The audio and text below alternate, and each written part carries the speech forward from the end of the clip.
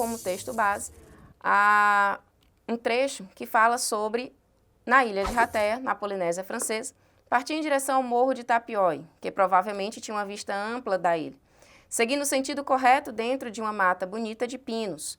Como uma guia diz, nada da vegetação nativa da Polinésia, todas as espécies são originárias de outros lugares. E a primeira que chegou para povoar a recém-formada ilha vulcânica provavelmente foi o coqueiro. O coqueiro é uma planta que apresenta um fruto com casca fibrosa, o que facilita o seu navegar, facilita com que esse fruto boie na água. Como ele boia, ele pode ser levado para vários lugares e também ele dura muitos anos. O seu fruto, a sua semente, consegue durar meses, anos ali navegando, sem causar nenhum prejuízo até a sua germinação. Por conta disso, a dispersão do coqueiro ela é feita por hidrocoria, que é essa dispersão através do movimento da água. Portanto, na alternativa, nós temos a letra C. Alternativa correta, letra C. A questão aborda uma das questões da Amazônia, que é exatamente a sua produtividade e também o índice de evaporação nesse ambiente, nesse bioma. O texto base fala, na verdade, jornalistas e divulgadores de ciências dos anos de 1960 a 1970 estavam errados quando atribuíam a esse bioma a função de pulmão do mundo, liberando gás oxigênio e removendo gás carbônico. Está mais para torneira que para pulmão. É verdade que boa parte do Brasil anda mesmo de respiração curta, mas por ansiedade devido à falta d'água. A Amazônia, por muito tempo, foi considerado o pulmão do mundo, devido ao fato das plantas realizarem a fotossíntese, consumindo gás carbônico, liberando gás oxigênio. No entanto, hoje sabe-se que a maior parte do gás oxigênio ela é produzido por meio das algas, pela fotossíntese das algas. O que a Amazônia produz, lá dentro é consumido pelos seres vivos que compõem aquele bioma. Por isso, a produtividade primária líquida nesse bioma ela é muito baixa. O que ela produz, ela consome. Já, devido ao clima quente e úmido e também à grande evaporação, há uma perda de água. Esse bioma, o índice de umidade é muito alta, consequência da alta evapotranspiração, ou seja, a perda de água em forma de vapor pelas folhas das árvores que compõem esse bioma. Desta forma, a alternativa correta, letra E. A produtividade primária líquida é baixa, já que tudo que ela produz, ela consome lá dentro, fica pouquíssimo sem ser consumido, e também a evapotranspiração, ou seja, a perda de água em forma de vapor nas folhas, que é bastante alta. Gabarito da questão, alternativa E. A questão fala acerca de uma descoberta de dois cientistas sobre a bactéria Helicobacter pylori, que é uma bactéria que se manifesta na mucosa estomacal, causando irritações e inflamações. O texto da questão fala sobre a descoberta que dois cientistas fizeram acerca desse micro-organismo. Os australianos Barry Marshall e J. Robson Warren foram responsáveis pela descoberta da bactéria Helicobacter pylori. A infecção por H. pylori pode ser diagnosticada por meio de testes com anticorpos, identificando-se um organismo em biópsia durante uma endoscopia, ou por meio de testes respiratórios não invasivos, que identificam a produção de uma enzima da bactéria no estômago.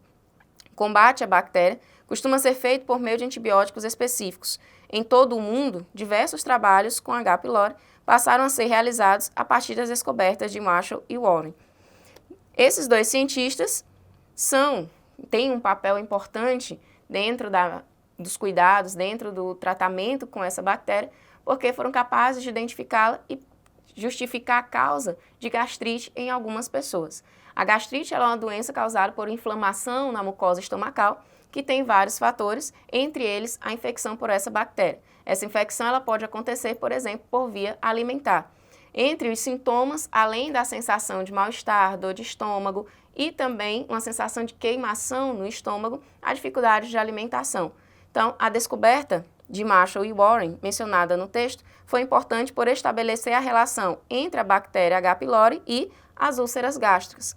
Até então, não se sabia o real motivo das úlceras acontecerem. Com essa descoberta, foi possível gerar a causa e também um tratamento para essas doenças, melhorando a qualidade de vida das pessoas que sofriam com as infecções por essa bactéria. Desta forma, o gabarito da questão, letra E. Alternativa correta, Letra E. Olá, querido aluno. Olá, querida aluna.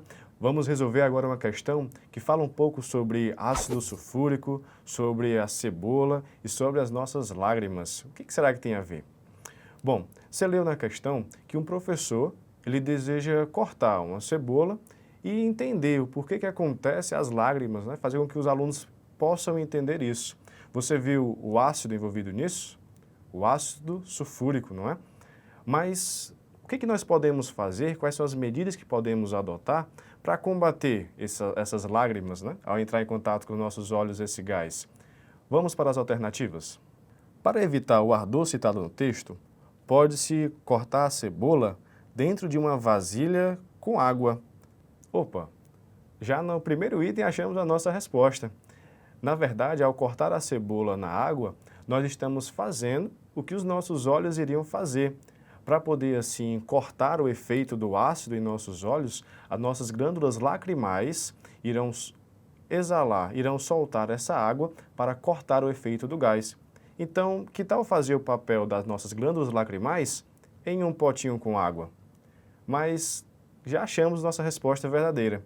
Que tal comentarmos as próximas?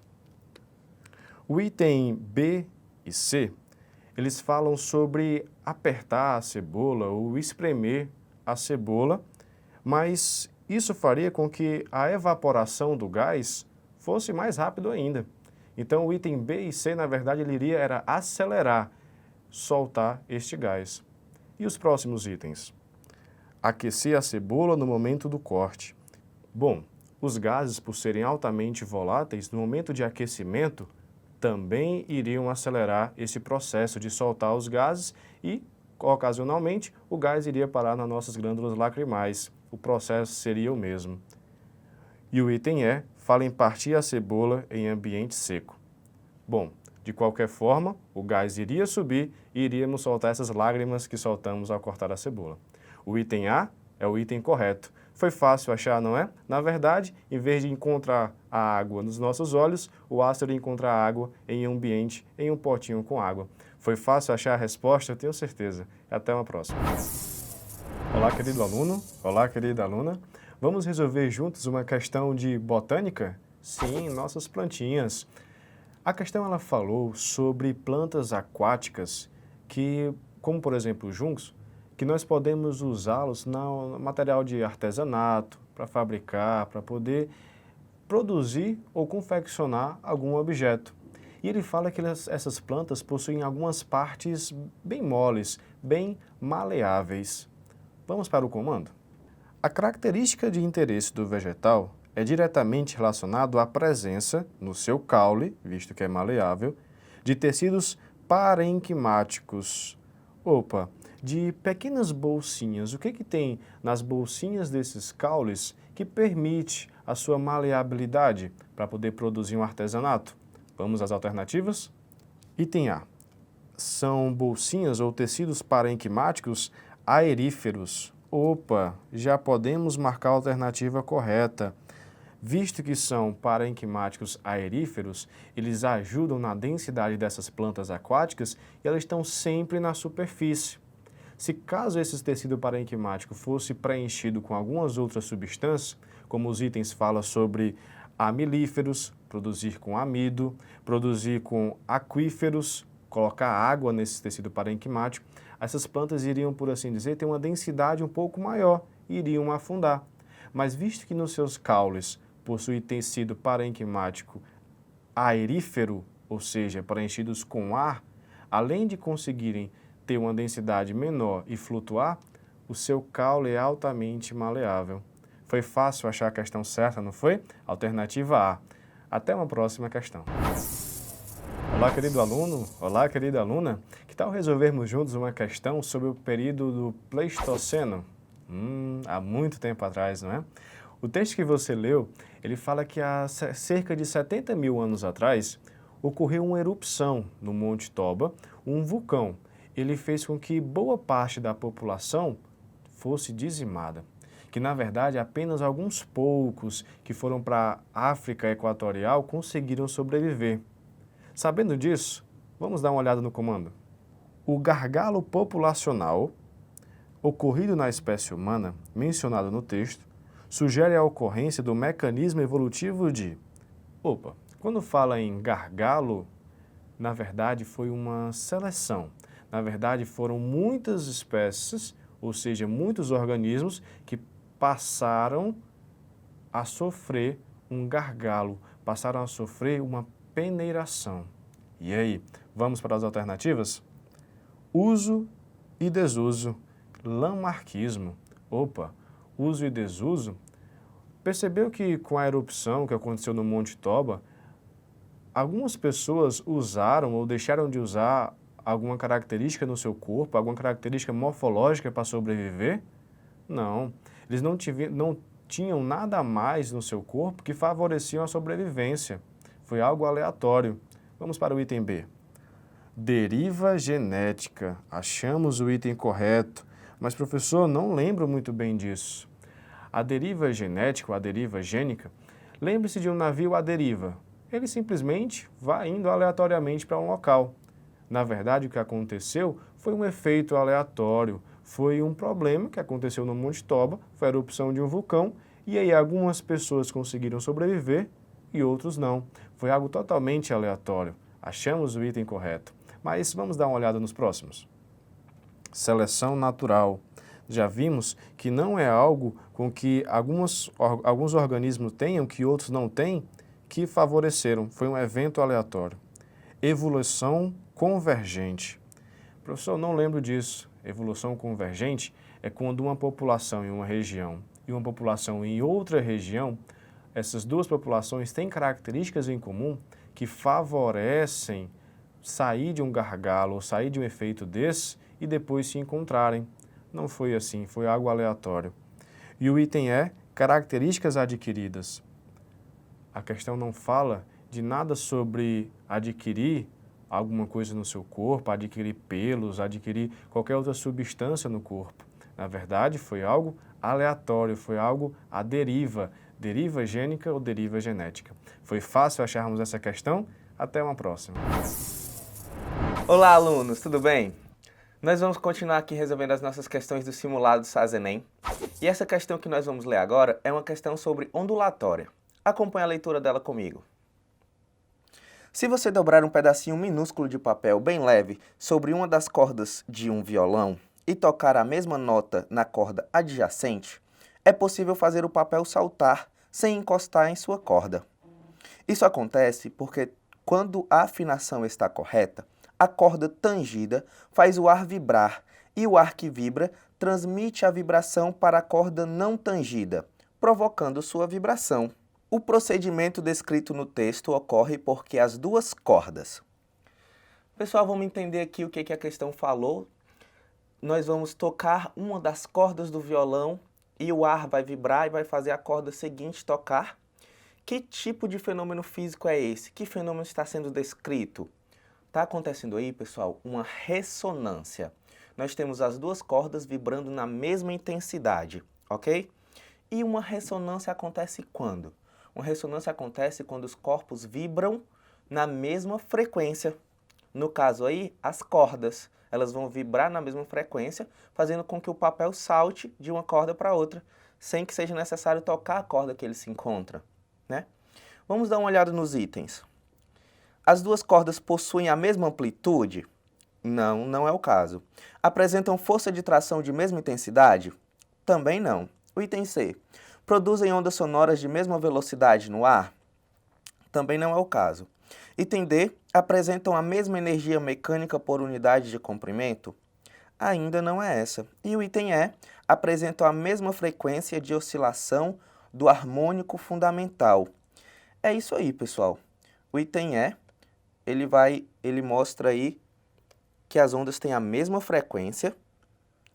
E é isso que acontece, é por causa disso que as cordas entram em ressonância, tá certo? Então, item E é a resposta da nossa questão. Obrigado pela atenção e até a próxima. Olá, aluno, tudo bem? Continuamos corrigindo nossas questões do simulado SAS-ENEM e agora nós vamos fazer uma questão que vai falar a respeito de consumo de energia. É o tipo de questão muito cobrada em vestibulares e no ENEM também, então presta atenção, fica ligado. Uma pessoa irá trocar sua televisão e o seu aparelho de som por um computador. O propósito dessa troca é a diminuição do consumo de energia elétrica.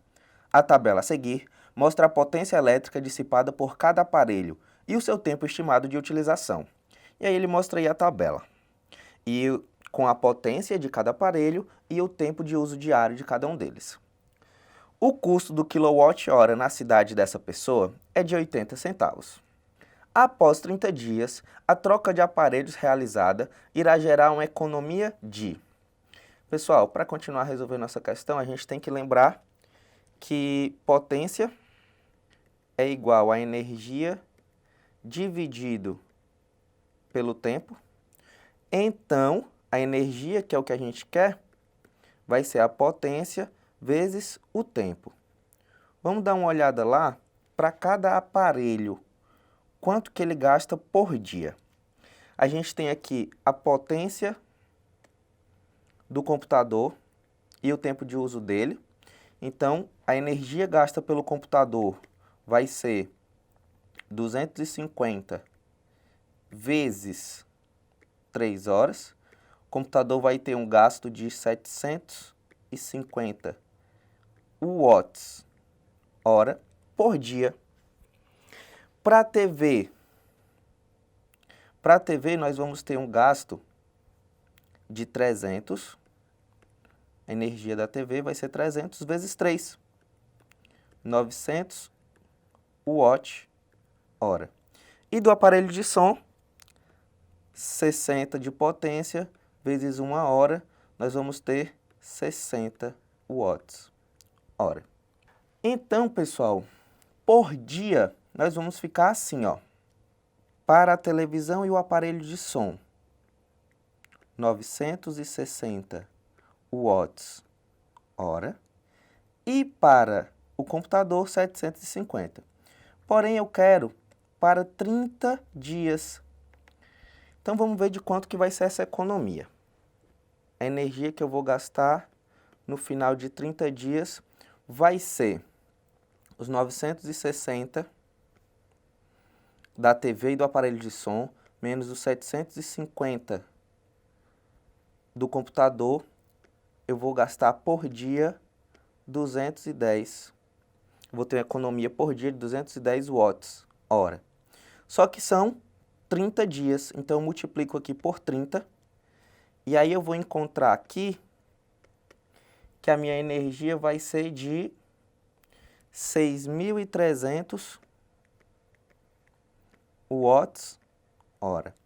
Vale lembrar que nós estamos trabalhando com quilowatt-hora, porque é o preço gasto, o preço pago pelo quilowatt-hora. Então, nós teremos uma energia economizada de 6,3 kWh.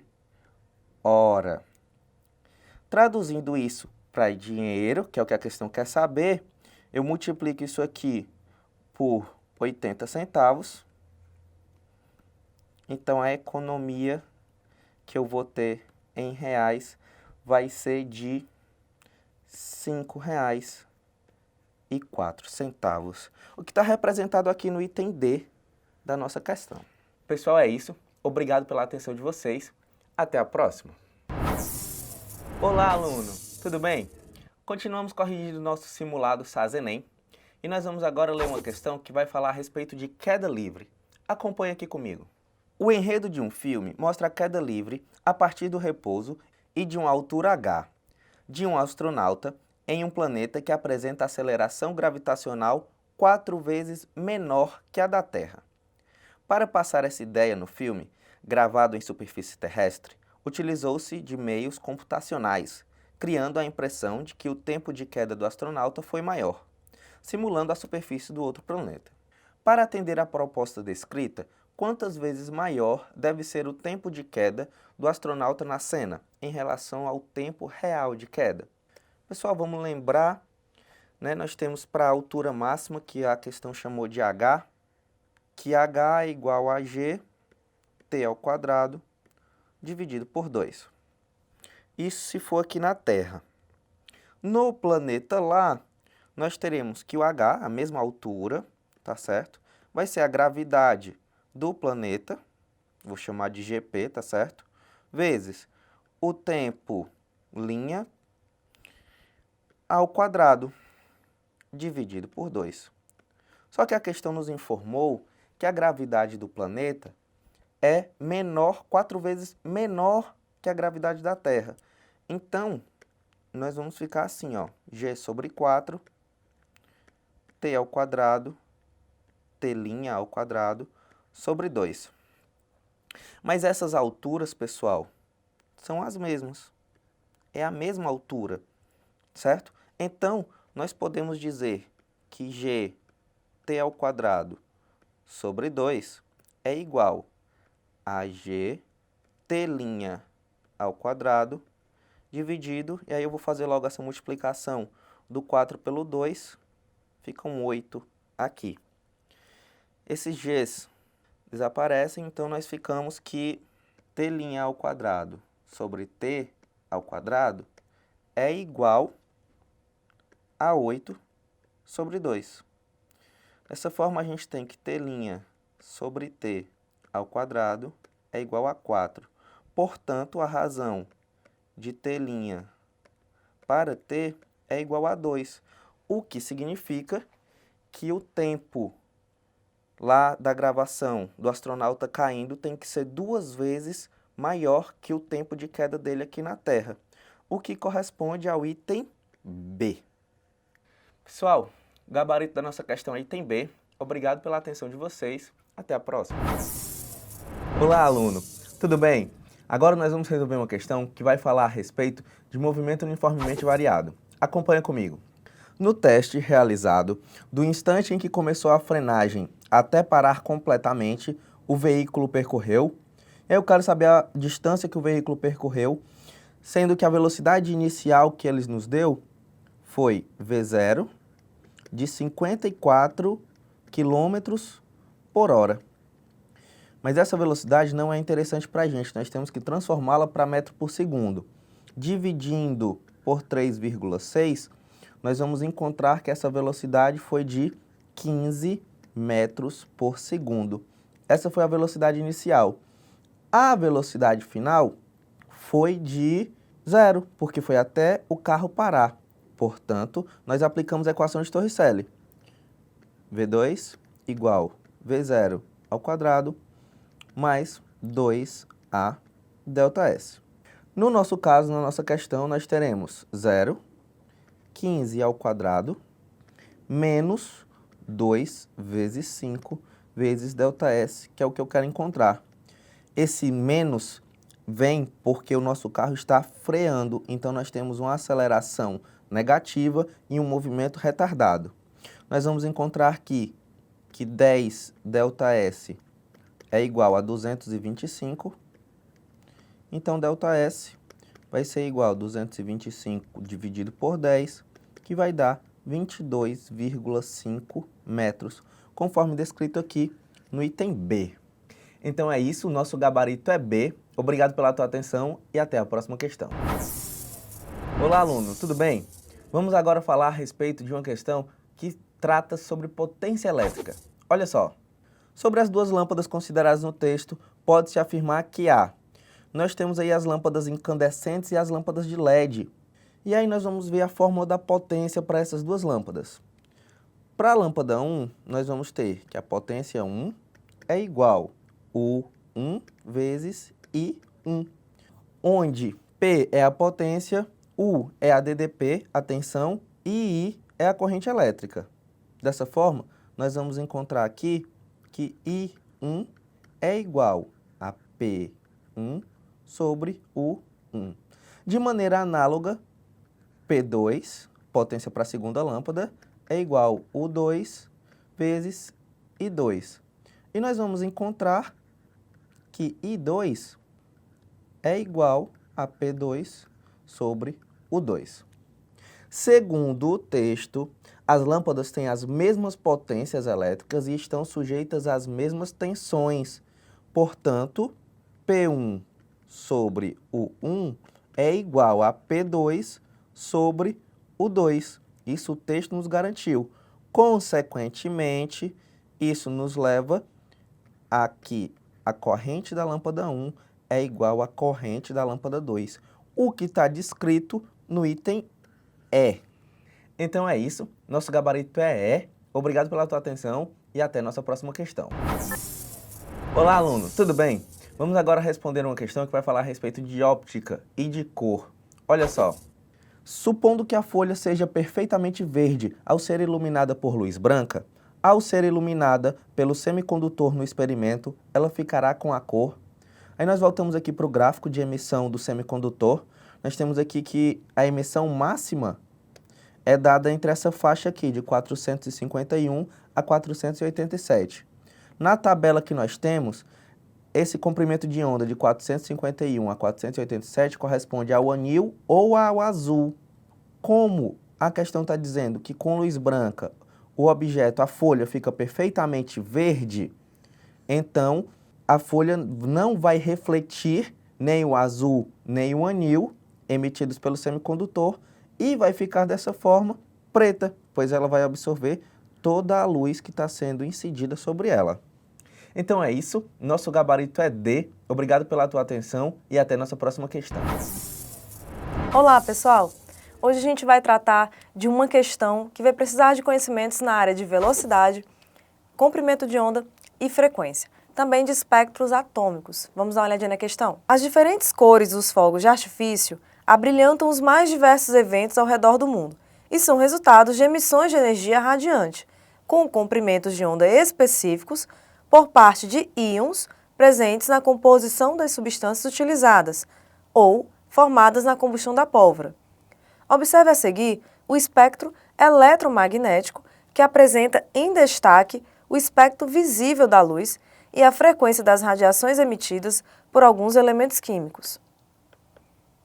Bom, aí, gente, nós temos uma tabelinha, né, nos mostrando aí os comprimentos de onda. É importante a gente notar que o espectro visível da luz, que em torno de 400 nanômetros a gente tem a cor violeta, entre 400 e 500 a gente vai ter já passando para a cor azul, um pouco acima dos 500 vamos conseguir aí a cor verde, já se aproximando dos 600 a gente vai ter aí a cor amarela, já dos 600 aí já passando um pouquinho a gente vai ter aí a cor laranja, ok? E já próximo de 700 vamos ter a cor vermelha. Adiante nós temos aí a tabela, que vai nos dar a frequência de cada elemento químico, tá certo? Do bário, do cálcio, do estrôncio, do lítio, do sódio, ok? E aí a gente vai conseguir, pessoal, considerar que a velocidade da luz seja 3 vezes 10 elevado a 8, como pediu aí na questão. E diz assim, para se obter a coloração amarela, os fogos de artifício deverão ser compostos por sais de item A, bário, item B, cálcio, item C, estrôncio, item D, lítio e item E, sódio, tá certo? Só que se a gente observar, ele quer que nós tenhamos a coloração amarela. Notando lá na questão, como foi lido, diz que a coloração amarela já é uma frequência ali próximo dos 600 nanômetros, né? Tá bom? Do comprimento de onda de 600 nanômetros.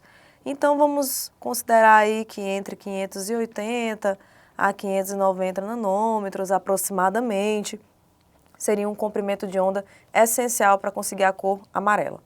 Então, vamos pegar aqui como exemplo o item A, onde diz que o bário poderia ser a nossa resposta, né? Para que eu saiba disso, eu preciso saber da equação da velocidade, que é comprimento de onda vezes a frequência. A velocidade considerada é 3 vezes 10 elevado a 8 metros por segundo. O comprimento de onda é o que a gente quer saber, o que ele vai nos dar de comprimento de onda. E a frequência a gente viu lá na tabela, que é 480 vezes 10 elevado a 12. Tranquilo, gente? E aí, na hora de achar aí o comprimento de onda, fazendo o nosso cálculo aí, a gente vai encontrar um valor de 625 nanômetros. 625 nanômetros é um valor acima daquilo que nós precisamos para a coloração amarela. Então, já sabemos que o item A já não pode ser nossa resposta. Se vocês fizerem esses cálculos com o B, com o C, com o D e com o E, vocês também vão ter uma noção de que a melhor opção aí para isso vai ser o item E. Para a gente confirmar que é o item E, vamos fazer aqui do lado com vocês. Velocidade é comprimento de onda vezes a frequência. No item E diz que é o sódio, né? A velocidade a gente considera sempre a velocidade da luz, como pediu a questão. O comprimento de onda é o que eu quero realmente confirmar se o sódio vai ser bom para a cor amarela.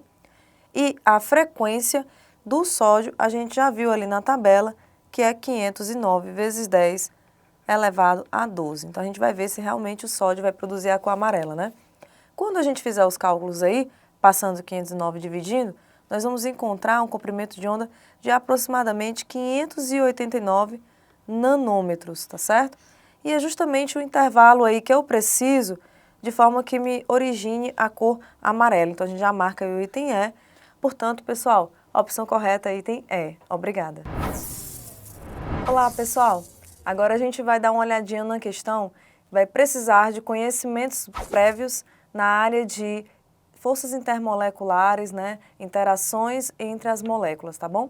Então vamos dar uma olhadinha aí no enunciado. Para um fármaco atingir o efeito terapêutico desejado, é necessário uma interação entre ele e o seu respectivo receptor. Um dos modelos que melhor exemplifica essa interação é conhecido como modelo chave-fechadura, em que fármaco e receptor se complementam, gerando a resposta biológica. Esse encaixe perfeito é resultado das diferentes interações que podem ocorrer entre fármaco e receptor, como forças eletrostáticas, interações de polo ou ligações de hidrogênio, por exemplo. Considere o receptor e 3 fármacos a seguir. Então, ele colocou para a gente aí esse receptor, se vocês observarem aí, a gente tem a presença da amina, tá certo? Aqui, ó, né? A presença de nitrogênio aqui, que também é uma espécie de amina, e mais aqui embaixo também. É um receptor que tem poucos carbonos, tá certo? Nessa estrutura aqui. Então, a gente já pode notar que é um receptor de característica polar, tá certo, pessoal? E que também tem as interações entre nitrogênio e hidrogênio, tá certo? E depois nós temos aí o fármaco, né? Temos o fármaco 1, o fármaco 2 e o fármaco 3, né? O fármaco 1 a gente pode observar a presença dos oxigênios, aqui. A gente pode observar a presença da hidroxila e do íon aqui do éster, né? Que é o CO-, que é o que dá origem aí ao éster, tá certo? Um pouquinho mais adiante nós temos o fármaco 2, no mesmo sentido aí temos os oxigênios, temos a hidroxila, só que aqui a gente já tem realmente a função éster, onde a gente tem o CH3 após o CO-, ao ânion, né? E no fármaco 3, a gente tem também os oxigênios. Aqui em cima a gente não tem mais a hidroxila, né? A gente tem um carboninho aí ligado ao oxigênio e temos o ânion, tá certo? Aí a questão diz o seguinte: o ou os fármacos que pode ou podem ligar-se ao receptor por força eletrostática e também por ligação de hidrogênio é ou são. Bom, pessoal, por ligação de hidrogênio, a gente precisa de quê? Precisa que tenha o hidrogênio ligado ao oxigênio, ou hidrogênio ao nitrogênio, ou hidrogênio ao flúor, tá certo? E aí eu vou formar o quê? A ligação de hidrogênio, que é uma ligação que participa de moléculas polares. É uma interação forte, tá bom? Lá quando a gente observou aqueles fármacos, a gente viu e notou que o fármaco 1 tem a presença da hidroxila, que já é uma grande chave aí para a gente notar a presença da ligação de hidrogênio. E também a presença de um ânion, né, que torna a molécula bem polarizada, tá certo? Então podemos perceber que apenas o fármaco 1 é o mais ideal, digamos assim, para se encaixar aí no receptor que a gente precisa, tá bom?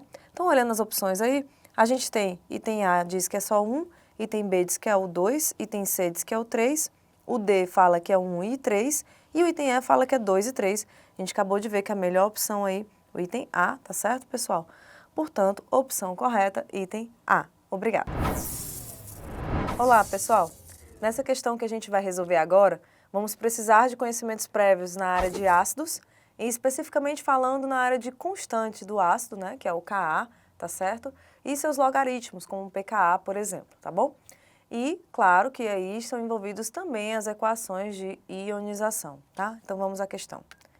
Diz o seguinte, então, a questão. A maior parte dos anestésicos locais são bases fracas que se apresentam tanto na forma ionizada quanto na forma não ionizada. Pelo fato de atravessar mais facilmente a membrana lipídica, o anestésico que apresenta maior concentração da forma não ionizada alcança mais rapidamente seu sítio efetor e possui menor tempo de latência. O pKa dos anestésicos locais define a proporção existente da forma ionizada e não ionizada em um determinado pH. Se o pKa do anestésico for menor que o pH do meio, há predomínio da forma não ionizada. Quanto maior for o pKa em relação ao pH, maior será a taxa da ionizada no anestésico. Então é importante a gente notar essa informação desde já, quando ela fala que menor for o pKa em relação ao pH do meio, vai haver predomínio da forma não ionizada. Então a gente já vai ter que ter essa atenção aí em relação ao pKa, tá certo? Quanto maior for o pKa, então o contrário, quanto maior for o pKa em relação ao pH do meio, maior, né, será a taxa da forma ionizada, tá certo? Continuando, a gente tem a seguinte situação. Observe na tabela a seguir alguns exemplos de anestésicos locais e suas respectivas constantes de ionização. Então, a gente já tem aí a benzocaína, bupivacaína, lidocaína, procaína e tetracaína, tá? Com suas constantes de ionização, os Kas, né? E os dados aí aproximados para a gente saber o logaritmo, onde a gente tem o logaritmo aqui, é justamente o valor do pKa, é o log de Ka, tá certo? Aí a gente tem aquela situação, quanto menor for o valor, mais vai permanecer a forma não ionizada, né? Quanto maior for o valor, mais vai permanecer a forma ionizada. Seguindo aí adiante, a gente vai ter o seguinte, considerando o pH fisiológico igual a 7,4, um anestesista que necessita do efeito mais rápido possível, dispondo dos anestésicos locais indicados na tabela, deverá escolher A. Então, pessoal, para começar, a gente precisa ter a noção de que, para que seja melhor neste pH, que é um pH relativamente alto, né, depois do 7, então a gente vai ter que ter a forma não ionizada, né? Maior o pH, menor o pKa, a disponibilidade vai ser melhor na forma não ionizada. Se a gente observar lá na tabela que a gente viu agora há pouco, a benzocaína seria a substância melhor, que a gente vai ter o menor valor do pKa, tá bom? Então vamos dar uma olhadinha nas opções aqui. No item A fala justamente da benzocaína, né? No item B fala da bupivacaína, no item C fala da lidocaína, no D da procaína e no E da tetracaína. E aí a gente já viu que a opção A é a opção que melhor se encaixa aí na nossa questão, tá certo? Então a opção correta é item A. Obrigada. Olá, essa questão, ela trata de química orgânica. É uma questão fácil, mas é trabalhosa. Por quê? Porque o cerne dela é o aluno saber identificar e contar os hidrogênios de uma cadeia hidrocarbônica. Então, vamos para o enunciado. Ele diz que os cientistas vêm desenvolvendo diversos anestésicos, que são moléculas que possuem funções orgânicas nitrogenadas e oxigenadas, que atuam no sistema nervoso. E ele diz aqui a informação mais importante para a questão, que quanto menor o número de átomos de hidrogênio na molécula, maior será o poder anestésico dela. Dessa forma, o enunciado nos pede que, com base apenas na característica que foi citada, qual das moléculas a seguir representa o anestésico com maior capacidade de inibição de dor? Bem, quanto maior a capacidade de inibir a dor, menor deverá ser o número de hidrogênios da molécula. Então, pela análise de todas as alternativas, nós temos que identificar qual a molécula que possui o menor número de hidrogênios.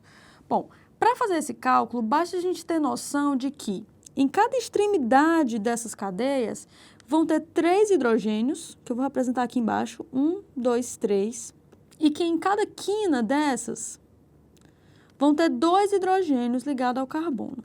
Fazendo isso e observando que no benzeno, quando ele não está ligado a nenhum outro grupamento, vão ter hidrogênios ligados aos carbonos. Dessa forma, fazendo isso para todas as alternativas, nós temos que a alternativa A possui 26 hidrogênios, a alternativa B possui 20 hidrogênios, a molécula da alternativa C possui 21 hidrogênios, a molécula da alternativa D possui 22 hidrogênios e a da alternativa E possui 22 hidrogênios da mesma forma. Assim, a molécula que vai possuir a maior atividade inibidora de dor será a molécula que tem 20 hidrogênios da alternativa B. Assim, a alternativa correta será B. Essa questão trata sobre química orgânica. E aparentemente, você pode pensar que ela é sobre reações orgânicas, mas na verdade ela é sobre nomenclatura. Vamos ao texto base. A reação de Mannich é um tipo de síntese orgânica utilizada para a produção de muitos fármacos. Dentre eles, podemos destacar o biperideno, que é utilizado no combate ao mal de Parkinson. Então, está representada a síntese orgânica do biperideno, ao qual o reagente de partida é a cetofenona. Então, nós temos aqui a reação de síntese deste composto. Dessa forma, a estrutura química que apresenta a substância empregada no combate ao mal de Parkinson é: bom, dentre essas 5 opções, nós temos que identificar aquela que representa o biperideno, que é a substância química utilizada no combate ao mal de Parkinson. Para que nós possamos identificar qual é a estrutura do biperideno, nós temos que saber quem é o grupamento R, porque todo esse outro grupamento nós podemos identificar em várias alternativas. Dessa forma, nós descobrimos a partir do reagente de partida, que no texto base ele diz que é a cetofenona. Nesse caso, o aluno precisa saber a estrutura da acetofenona, que aqui não está representada da forma correta, ela está representada de uma forma parcial, como R, que é um grupamento que pode ser qualquer grupamento radical. Dessa forma, a acetofenona é representada pela parte que está representada, que foi dada na síntese, mas o grupamento R é um grupo fenil. Logo, nós precisamos procurar a alternativa que, no lugar de um grupo R, vamos ter um anel benzênico. Analisando as alternativas, não é a alternativa A, olha aqui a alternativa B, não é a alternativa D, porque aqui é um fenol, não é a alternativa C, porque o R da acetofenona não é um grupo metil, e também não é um grupo etil. Dessa forma, a alternativa correta é a alternativa B. Assim, a alternativa correta é a B. Essa questão trata sobre hidrólise de sais e formações de sais orgânicos. Vamos ao texto. Refrigerantes estão sujeitos à deterioração por causa de leveduras e mofos. Para que isso seja evitado, são adicionados conservantes para inibir a formação desses micro-organismos. Um desses conservantes está representado a estrutura aqui a seguir, INS 210, de pKa igual a 4. Ele atua praticamente contra todas as espécies, mas essa informação é extremamente importante. Ele é pouco solúvel em água, na forma como está aqui, como um ácido. Vale a pena ressaltar que essa estrutura é um ácido carboxílico. Então, dessa forma, ele é utilizado como um sal orgânico. Aqui não está representado a fórmula do sal orgânico, apenas do conservante na sua forma protonada. Dessa forma, o comando pede: para aumentar a solubilidade do conservante em água, ou seja, para que ele seja desprotonado ou esteja na sua forma de sal orgânico, e transformá-lo em sal orgânico, deve-se utilizar uma solução de. Então, nós temos que analisar as alternativas e verificar aquela que se encaixa no que nós desejamos.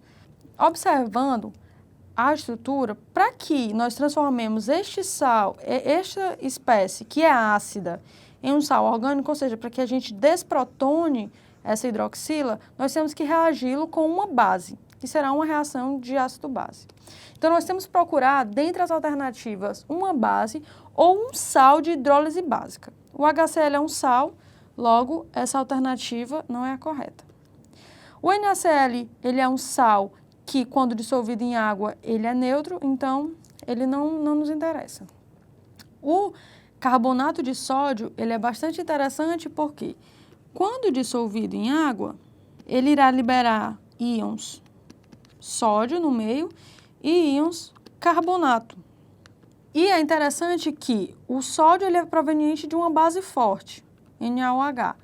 Logo, ele não irá causar influência no pH do meio. Mas o carbonato ele é proveniente de um ácido fraco, que é o ácido carbônico. Dessa forma, em água, o carbonato irá reagir com a água, formando a espécie HCO3- e aumentando o pH do meio, produzindo hidroxila. Logo, esta será a espécie que, ao reagir com o conservante, irá causar a sua formação em sal orgânico. Voltando aqui, nós podemos fazer a reação desse processo, que o carbonato ele vai desprotonar o ácido, formando o ânion relativo a esse conservante.